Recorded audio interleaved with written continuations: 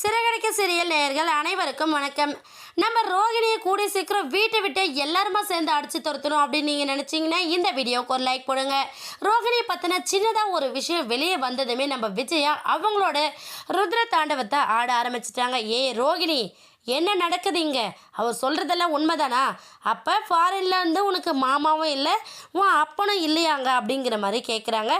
உடனே ரோகிணி என்ன சொல்கிறாங்கன்னா, ஆண்டி அது அப்படிலாம் ஒன்றும் இல்லை, இவர் இங்கே தான் இருக்கார், இவர் எங்களுக்கு ரொம்ப பழக்கமான அங்கிள் தான் அவர் அப்படிங்கிற மாதிரி சொல்லி சமாளிக்க பார்க்குறாங்க. உடனே நம்ம விஜய் என்ன பண்ண, போதை நிறுத்த உன்னோட சமாளிஃபிகேஷன் எல்லாத்தையும் என்னவே எவ்வளோ ஏமாற்றிக்கிட்டு இருக்க, ஒவ்வொரு தடவையும் இப்படி தான் நீ ஏதாச்சும் ஒரு பொய்யை சொல்லி ஏமாற்றிக்கிட்டே இருக்க, உன் அப்பனாவது ஃபாரினில் இருக்கானா இல்லை அப்பனே இல்லையா அப்படிங்கிற மாதிரி நம்ம விஜயா கேட்க, உடனே ரோகிணி திருன்னு முழிக்கிறாங்க. இதுக்கப்புறம் நீ இந்த வீட்டில் இருக்க தகுதியே இல்லை, ஒரு மாமியாராக உங்ககிட்ட நான் எப்பயாச்சும் பழகியிருப்பேனா?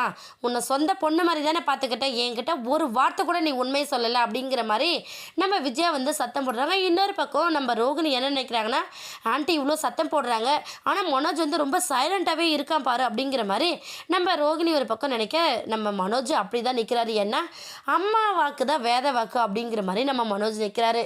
அது மட்டும் இல்லாமல் அவங்க மாமா ஃபாரின் இல்லை அப்படிங்கிறது நம்ம மனோஜுக்குமே ரொம்ப பெரிய ஷாக்கிங்காக தான் இருக்குது.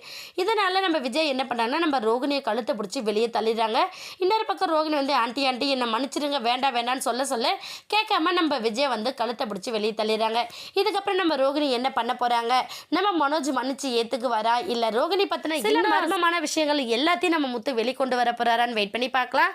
இந்த வீடியோ உங்களுக்கு பிடிச்சிருந்தா மறக்காமல் நம்ம சேனலை சப்ஸ்கிரைப் பண்ணுங்கள். தேங்க்யூ.